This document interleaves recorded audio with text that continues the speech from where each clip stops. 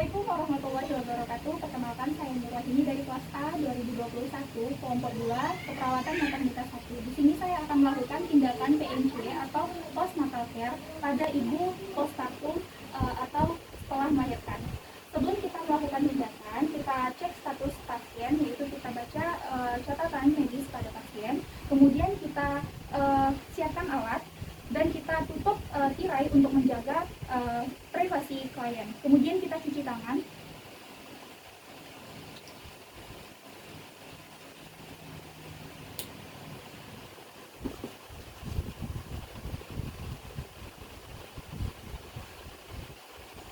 Selanjutnya kita komunikasikan kepada pasien tindakan apa yang akan kita lakukan selanjutnya. Selanjutnya kita akan melakukan tindakan pemeriksaan PTT. Yang pertama yaitu mengecek suhu, tekanan darah, nadi, dan pernapasan pada pasien. Kemudian kita inspeksi pada bagian kepala. Izin ya Bu, saya melihat pada bagian kepala Ibu.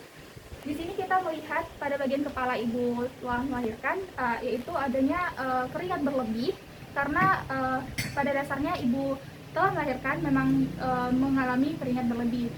Kita dapat menganjurkan pada Ibu untuk keramas setiap hari. Selanjutnya kita palpasi pada daerah kepala, apakah terjadinya pembengkakan ataupun luka. Izin ya Bu, saya palpasi. Di sini kita dapatkan pada kepala Ibu normal, tidak adanya terjadi pembengkakan. Selanjutnya kita lihat pada bagian wajah, apakah terjadinya flek-flek hitam atau biasa dibilang yaitu plasma gravidarum. Kemudian kita lihat kesimetrisan wajah pada Ibu, apakah adanya terjadinya ketidaksimetrisan pada wajah Ibu. Kemudian selanjutnya kita akan memeriksa pada bagian mata, apakah pucat, ataupun kita lihat pada bagian konjungtiva dan skleranya. Kita minta pada Ibu untuk saat kita memeriksa konjungtiva, kita minta pada Ibu untuk melihat ke atas. Ibu bisa melihat ke atas ya Bu? Saya izin. Di sini kita mendapatkan normal, konjungtivanya tidak anomis. Kemudian kita lihat sklera, kita minta pada Ibu untuk melihat ke bawah. Izin ya Bu. Baik. Selanjutnya kita akan memeriksa pada bagian hidung Ibu.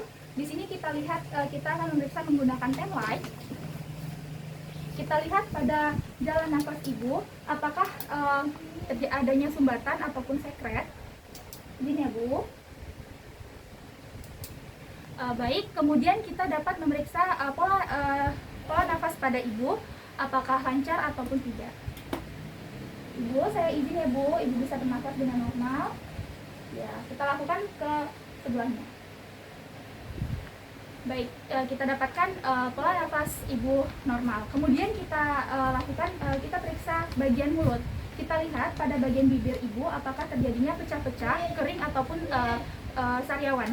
Kemudian kita lihat, kita bertanya kepada Ibu, apakah Ibu bersedia untuk dilakukan pemeriksaan mulut bagian dalam. Ibu apakah bersedia? Ya baik. Kalau Ibu bersedia, kita bisa memeriksa bagian mulut bagian dalam Ibu seperti gigi, apakah terjadinya karies. Kemudian selanjutnya kita akan melakukan pemeriksaan pada bagian telinga. Pada bagian telinga kita dapat memeriksa menggunakan penlight. Kita lihat pada jalan telinga, apakah terjadi sumbatan ataupun kotoran. Di sini Ibu. Di sini kita lihat telinga pada Ibu normal dan bersih. Kemudian kita lihat pada bagian leher, kita inspeksi apakah terjadinya hiperpigmentasi, dan kita palpasi apakah terjadinya pembengkakan di kelenjar tiroid. Izin ya Bu, saya palpasi. Baik, di sini kita mendapatkan tidak terjadinya pembengkakan pada kelenjar tiroid. Kemudian kita periksa pada bagian payudara Ibu.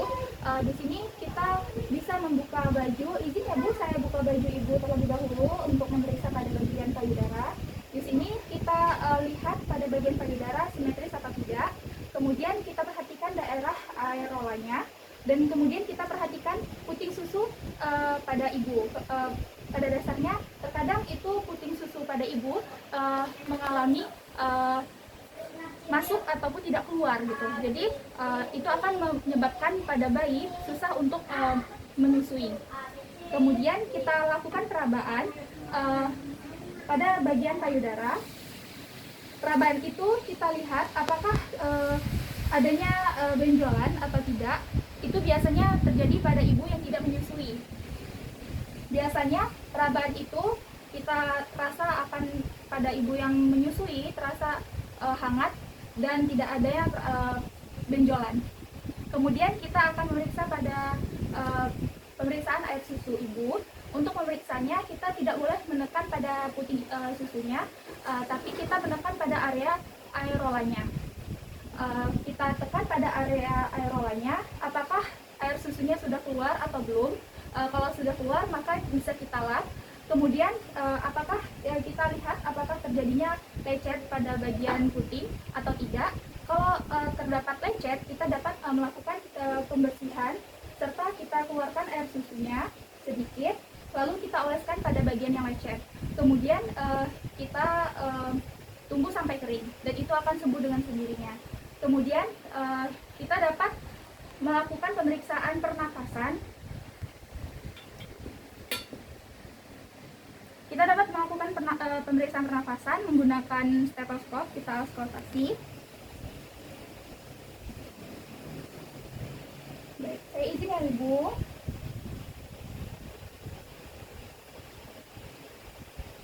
Baik, di sini pemeriksaan pernafasan pada ibu normal. Kemudian kita akan lanjut ke pemeriksaan bagian perut atau abdomen. Di sini kita inspeksi, kita perhatikan bagian abdomen, yaitu terlebih dahulu kita lihat apakah terjadinya luka atau tidak. Selanjutnya kita lihat posisi uterus. Bisa saja uterus itu berada di lateral ataupun marginal. Selanjutnya kita lihat apakah adanya garis hitam atau yang biasa disebut linea Bragg ataupun linea nigrat. Kemudian kita perhatikan banyaknya terdapat sikatrit atau yang disebut yang biasa terlihat putih-putih pada perut ibu. Kemudian kita akan melakukan pemeriksaan bising usus. Di sini kita akan melakukan pemeriksaan bising usus menggunakan stetoskop.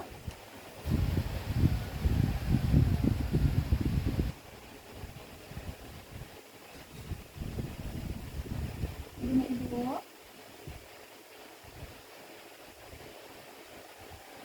Baik, selanjutnya kita akan melakukan pemeriksaan palpasi. Kita palpasi bagian abdomen. Yang harus kita lakukan palpasi yaitu setelah ibu bersalin, kita palpasi bagian tonus otot pada ibu, adanya kontraksi uterus atau tidak, dengan ditandai dengan kontraksinya itu teraba keras atau tidak. Jika teraba keras itu menandakan kontraksinya baik, jika lembek itu menandakan kontraksinya jelek. Jika kontraksinya jelek, kita dapat memassage bagian tonus otot pada abdomen ibu. Kemudian kita melakukan pemeriksaan tinggi fundus.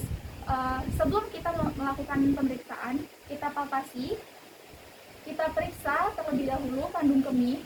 Jika kandung kemih pada ibu penuh, maka perut ibu akan naik ke atas. Kemudian kita periksa kandung kemih padat atau tidak. Selanjutnya kita akan melakukan pemeriksaan fundus, tinggi fundus. Sebelum melakukan pemeriksaan, kita palpasi. Kita palpasi terlebih dahulu kandung kemih. Jika kandung kemihnya penuh, maka perut akan naik ke atas. Kemudian kita periksa tinggi fundus atau tinggi uterus, di mana batasnya dengan kita bisa meletakkan tangan kita di atas simfisis pubis. Kemudian tangan kiri kita bisa meraba dan menelusuri bagian mana uterusnya. Selanjutnya kita akan melakukan pemeriksaan DRA, yaitu dengan cara kita meletakkan tangan kita di bagian fundus pada ibu. Kemudian kita minta ibu untuk setengah duduk, kita bantu. Izin ya ibu. Ya baik. Di sini kita akan merasakan lubang, kemudian kita akan bisa mengukurnya. Kemudian kita lakukan pemeriksaan ekstremitas. Yang pertama kita akan melakukan pemeriksaan ekstremitas atas. Di sini kita raba. Normalnya tangan itu terasa hangat. Kemudian kita perhatikan serta kita tes CRT pada jari ibu. kita tekan pada jarinya, kemudian kita akan melihat normalnya akan kembali selama 3 detik. Kemudian kita beralih ke ekstremitas bawah. Pada bagian kaki, di sini Ibu. Di sini kita perhatikan sama dengan pada bagian ekstremitas atas. Kita tekan, kita lakukan pemeriksaan TRT, kita tekan jari. Normalnya akan kembali selama 3 detik. Kemudian kita akan melakukan pemeriksaan human sign, yaitu kita dapat melakukan dengan cara di sini Ibu, kita menekan lutut pada Ibu, serta kita akan menekan telapak kaki ke arah atas. Jika Ibu merasakan nyeri, berarti itu nilainya positif. Selanjutnya kita akan melakukan pemeriksaan refleks patella menggunakan refleks hammer. Di sini kita bisa melakukannya. Di sini Ibu, kita angkat kaki pasien dan kita akan memukulnya menggunakan refleks hammer. Jika terdapat refleks pada Ibu, itu artinya refleks Ibu baik. Kemudian kita akan melakukan pemeriksaan genitalia. Sebelum kita melakukan pemeriksaan genitalia, kita mencuci tangan dan menggunakan handscoon bersih.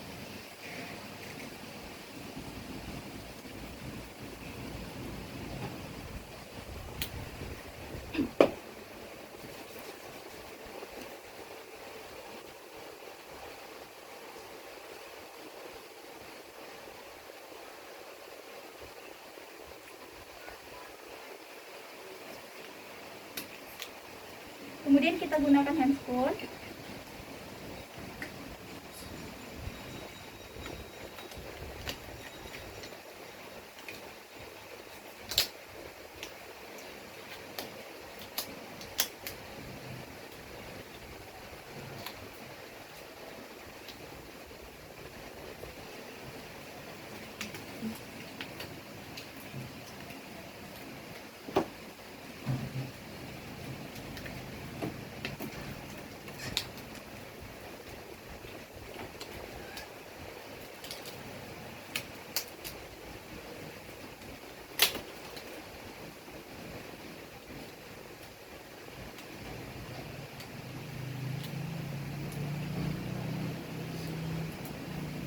Setelah kita menggunakan handphone, kemudian kita persiapkan alat terdekat pasien. Sebelumnya kita minta pada Ibu untuk menekuk kakinya terlebih dahulu. Ibu bisa menekukkan kakinya Ibu. Selanjutnya kita buka setengah dari selimut.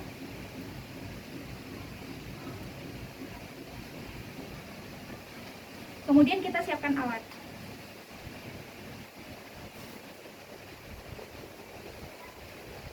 Kita letakkan telak di bawah bokong Ibu.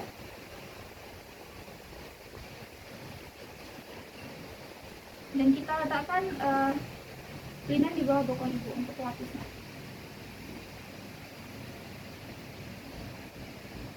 Kemudian kita dekatkan cairan DTP serta kapas dan bengkok. Kemudian kita dapat melakukan tindakan vulva hygiene. Yang pertama kita lihat, kita inspeksi bagian vulva atau vagina pada Ibu. Kita lihat apakah adanya darah yang berlebih atau pendarahan. Jika Ibu mengalami pendarahan berlebih, kita dapat membersihkannya menggunakan wastafel. Jika tidak, kita dapat membersihkannya dengan menggunakan kapas. Di sini kita membersihkannya dengan prinsip 1 kali usap, dan kita menyelupkan kapasnya ke dalam cairan DTT dan memerasnya di dalam bengkok. Kita membersihkan labia mayora dari posisi yang terjauh terlebih dahulu dengan sekali usapan. Selanjutnya kita membersihkan labia mayora yang terdekat dengan sekali usapan. Kemudian kita membersihkan bagian labia minora, bagian terdalam. Terlebih dahulu kita buka labia mayoranya dengan sekali usapan.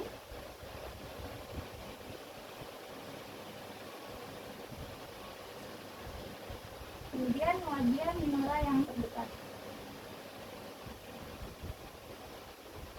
Setelah itu kita lakukan pembersihan bagian klitoris sampai dengan ke anus dengan sekali usapan. Setelah kita lakukan pembersihan, kita cek lochia atau darah nifas pada ibu, serta kita periksa jahitan apakah ada jahitan yang terlepas. Kemudian kita bersihkan, bereskan alat.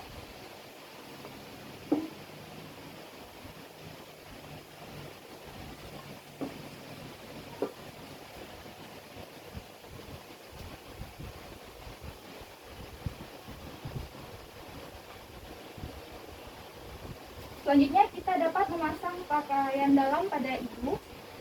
Kemudian kita dapat evaluasi serta dokumentasi data-data dari tindakan. Kemudian setelah itu kita turunkan kaki pada ibu dan menutup kembali selimut. Ibu, izinnya ibu menutupkan kaki kembali. Selanjutnya kita dapat mencuci tangan dan melepaskan handphone.